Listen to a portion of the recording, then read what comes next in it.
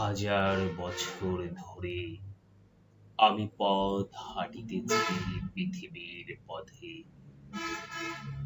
সিংহল সমুদ্র থেকে নিশীথের অন্ধকারে মালয় সাগরে অনেক ঘুরেছি আমি।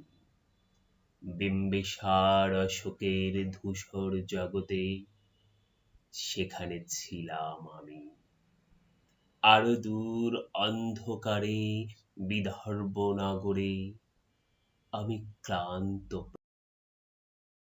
চারিদিকে জীবনের সমুদ্র সফেন আমারে দুদণ্ড শান্তি দিয়েছিল নাটোরের বনলতা সেন। চুল তার কবেকার অন্ধকার বিদিশার নিশা, মুখ তার শ্রাবস্তির কারুকার্য।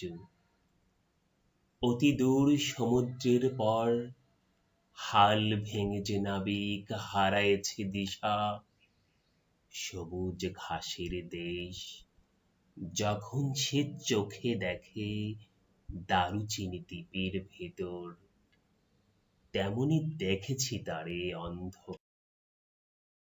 বলেছে সে, এতদিন কোথায় ছিলেন পাখির নীড়ের মতো চোখ তুলে নাটোরের বনলতা সেন।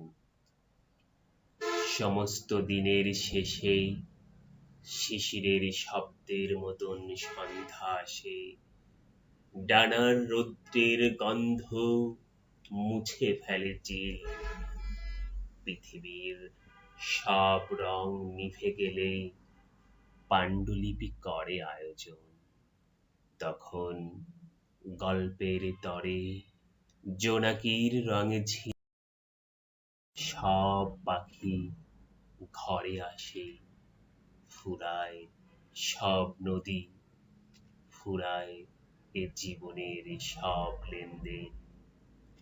থাকে শুধু অন্ধকার মুখোমুখি বসিবার বনলতা সেন।